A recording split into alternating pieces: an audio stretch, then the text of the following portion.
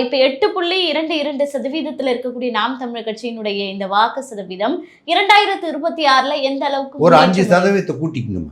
5% 5% கூட்டிக்கலாம். ஏன்னா தேர்தல் களம் அந்த அளவுக்கு சாதகமாக இருக்கு. சாதகமா இருக்கு. ஏன்னா எல்லா கட்சியுமே தாண்டோண்டித்தனமா இருக்குதே. இப்போ கட்சி மற்ற கட்சி சொல்லி இப்போ திமுகவில் தான் கூட்டணியில் வந்து வெளியே வராமல் இருக்கிறாங்க. மற்ற எல்லா கட்சியுமே சலசலப்புக்கு உண்டானதான் இருக்குது. திமுகவில் வேண்டாம் வெறுப்பாடு இருப்பாங்க. சலசலப்புக்கு உண்டாகாமல் இருக்கிறது ஒரு கட்சி வந்து இவங்க எல்லா கட்சியிலும் சலசலத்து போய் தானே கிடக்குது. பட்டாளி மக்கள் கட்சி அப்படித்தான் இருக்குது, இவங்களும் அப்படித்தான் இருக்குது, அண்ணா திமுக அப்படித்தான் இருக்குது, பாரதிய ஜனதா கூட்டணி அப்படித்தான் இருக்குது. இப்போ அண்ணாமலை ஆப்சண்டாக இருக்கிற எதுக்கு போகிறாரா வராரான்னு தெரியல. அவளை வீராவாசமாக பேசிகிட்டு இருந்தவர் ஒரு ஓரமாக உட்கார வச்சுட்டாங்க. பிஜேபி நம்பி போனவங்க கதை அப்படித்தாம்மா. இப்போ அந்த விஜயதாரணி விளவங்கோடு எம்எல்ஏ காங்கிரஸில் ஒரு மரியாதையோட 3வது தடவை எம்எல்ஏவாக இருந்தது. கம்முன்னு இருந்திருந்தால் அவங்க ஒரு எம்பி கூட கேட்டிருந்தா கொடுத்துருந்துருப்பாங்க. இவங்களை கூட்டிகிட்டு போய் ஆசை காமிச்சு அதை பண்ணி இதை பண்ணி எல்முருகன் கூட்டிகிட்டு போகிற டெல்லிக்கு கூட்டிகிட்டு போய் கட்சியில் சேர்த்தி அந்த அம்மா இல்லை. அண்ணாமலை போன பிற்பாடு வந்து அந்த அம்மா சீனெல்லாம் வந்து அப்படி இப்படியே காமிச்சிக்கிட்டு இருந்தாங்க.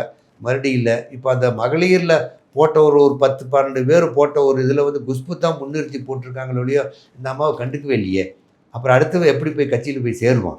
ஒரு கட்சியிலிருந்து இப்போ திமுகவில் இருக்கக்கூடிய மந்திரிகளில் பெரும்பாலான பேர்கள் அண்ணா திமுகவில் இருந்து போன மந்திரிகள் தான்.